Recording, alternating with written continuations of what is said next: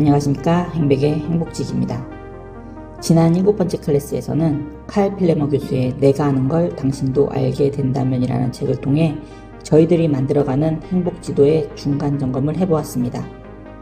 해당 책을 통해 저희가 만들어가는 행복지도에서 삶에 대한 동기부여, 신념과 같은 무언가가 빠져있다는 것을 알게 되었습니다. 이런 부분을 반영하여 PPT의 행복지도를 업데이트하려고 열흘 가까이 고민해보았고 여러 책들을 읽어보았습니다.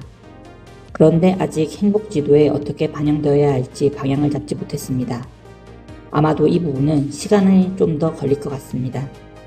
오늘은 먼저 평소에 제가 관심 있었던 종교라는 테마에 대해 이야기를 나누고자 합니다. 사실 종교라는 부분이 하나의 학문이 될 정도로 굉장히 넓고 심오한 분야입니다. 제 수준에서 뭔가 심도 있게 다루기는 어려운 부분이라고 생각합니다. 그러나 저는 오늘 클래스에서 행복에 있어서 종교가 어떤 의미인지 알아보고 종교의 간단한 역사와 분류를 이야기해보고자 합니다. 해당 내용은 지적 대화를 위한 넓고 얕은 지식 2권과 인터넷 나무위키를 참조하여 작성하였음을 알려드립니다. 다음으로 행복 달성을 위한 종교 효용성에 대해 이야기해보겠습니다. 먼저 첫 번째로 종교는 소속감과 정체감 형성에 도움이 됩니다. 인생은 항상 순탄하지 않습니다. 자주 시련과 어려움이 있습니다. 이런 시련과 어려움을 극복하는데 소속감과 정체성이 크게 도움이 됩니다. 자신이 외톨이가 아니라 어딘가 소속되어 서로 돕고 도움을 주고 도움을 받는 관계를 종교를 통해 만들어가는 것이 행복에 도움이 된다고 생각합니다. 둘째로 이타성 형성으로서의 종교입니다. 통상적으로 종교에서는 나쁜 짓을 하지 말고 착하게 살면서 다른 사람들을 위하라고 가르칩니다. 이 부분을 봉사와도 연결될 수 있을 것 같습니다. 사람은 봉사를 할 때 어떤 충만감과 같은 긍정적인 감정을 느낄 수 있다고 합니다. 아마도 종교를 통해서 이타성 형성 및 좀 더 쉽게 다른 사람을 위한 좋은 행동을 하면서 행복한 감정을 느끼게 될 수 있을 것 같습니다.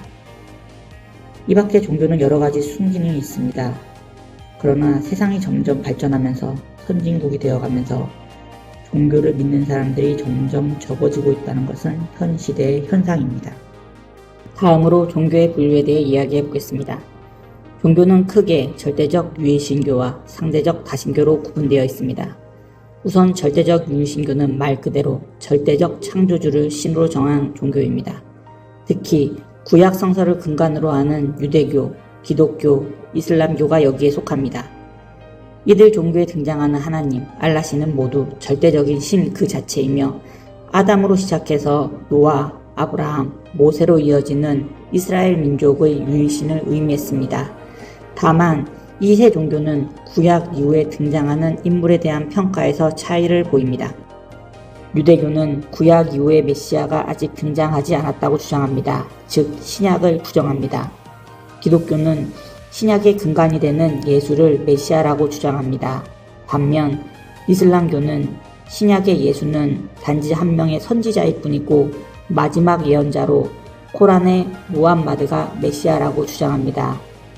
그 속에서도 기독교는 가톨릭교와 개신교, 이슬람교는 시아파와 수니파로 나누어져 있습니다.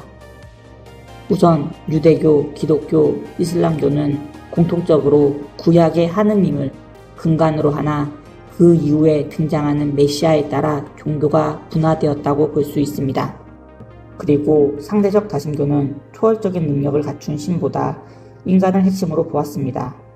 힌두교는 형이상학적이고 추상적인 베다 철학과 민속신앙을 결부하여 대중이 이해하기 쉽도록 신화적 인물로 설명했습니다. 그런데 힌두교에서 등장하는 수많은 신은 개인의 선택에 따라 믿을 수도 있고 그렇지 않을 수도 있는 존재입니다. 가장 중요한 것은 신이 아니라 개인의 깨달음이었습니다. 이후 힌두교의 비현실적이고 이상적인 가르침을 비판하고 현실의 고통을 제거하는 데 집중해야 함을 설파한 불교가 등장하면서 더 이상 신은 인간의 삶의 문제에 개입하지 않게 되었습니다. 삶의 고통을 직시하고 원인을 제거하고 깨달음을 얻어 궁극적으로 해탈해야 하는 존재는 인간 자신이며 그 누구에게도 의지할 수 없다는 것입니다.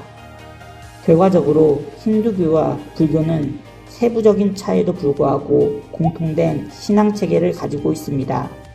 그것은 개인의 깨달음을 통해 초월적인 존재로 나가야 한다는 믿음입니다. 이러한 신앙 안에서 개인이 할 수 있는 일은 수행을 하고 정진을 하며 끊임없이 삶을 성찰하는 것입니다. 이것으로 오늘의 8번째 클래스를 마치겠습니다. 감사합니다.